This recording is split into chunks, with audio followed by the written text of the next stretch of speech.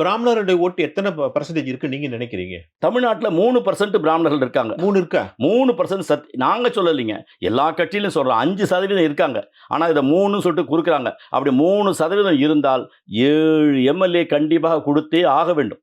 234 தொகுதியில 3%ன்றது 7 எம்எல்ஏ.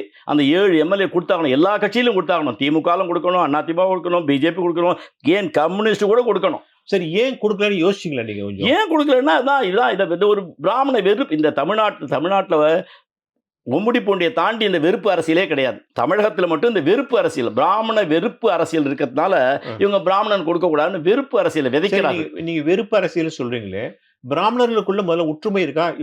ஒரு கொங்கு மண்டலத்துல கவுண்டர்கள், வன்னியர்கள், மற்ற இதர ஜாதிக்காரர்கள், நாடார்கள், தலித்துகள் அவங்களுக்குள்ள என்மாசின்னு சொல்லுவாங்க. ஒட்டுமொத்தமா அவங்க ஜாதியில சொன்னத கேட்கறாங்க, அல்லது அவங்க சாதி தலைவர்கள் சொன்னத கேட்கறாங்க, இல்ல அரசியல் தலைவர்கள் சொன்னத கேட்கறாங்கல்ல. அந்த ஒற்றுமையே உங்கள்ட்ட இல்ல. நீ கே.என். நேருவும், கே.கே.எஸ்.ஆர். ராமச்சந்திரனும் ரெட்டியார் சமூகத்தில் நடக்கக்கூடிய ஜாதி மாநாட்டில போய் கலந்துக்கிறாங்க. ஜாதி கூட்டத்தில கலந்துக்கிறாங்க. அதில ஒண்ணும் தவறா நினைக்கவே இல்ல. ஆனால் இங்க பொறுத்தவரைக்கும் நீங்க கேட்கிற கேள்விக்கு நான் எதிர்மறையா பதில் சொல்றேன். இங்க ஏன் அப்படி இல்லைன்னா, இங்க எல்லாருமே தன்னை மிகப்பெரிய படித்தவர்களாகவும், தன்னை மிகப்பெரிய அறிவாளியாக நினைச்சு, நீ சொல்றத நான் கேட்கக்கூடாது, நான் சொல்றத நீ கேட்கக்கூடாதுன்ற ஒற்றுமையின்மை தான் எதிராளிக்கு பலம் சேர்க்கிறது.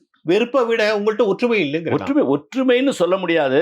இவ எல்லாருமே இன்டெலெக்சுவல்ஸ். இவ எல்லாருமே புத்திசாலி. சரி, புத்திசாலியா இருந்தா என்ன, சொன்ன பேச்சு கேட்கக்கூடாதா? அப்படின்னு நினைக்கிறான். இவன் ஒண்ணும் பெரிய புத்திசாலி இல்ல. இன்றைக்கு நம்மள விட படித்தவர்கள் எத்தனையோ பேர்கள் நிரம்பியிருக்கார். அப்துல் கலாம் பிராமணரா என்ன? இல்ல. அம்பேத்கர் பிராமணரா என்ன? இல்ல. எல்லாருமே உயர்ந்தவர்கள், எல்லோருமே படித்தவர்கள். எல்லாருக்கும் இந்த முனைப்பு வராது. பிராமணர்களுக்கு மட்டும் இந்த முனைப்பு வரும். அதனால தான் வீணா போயிட்டான்.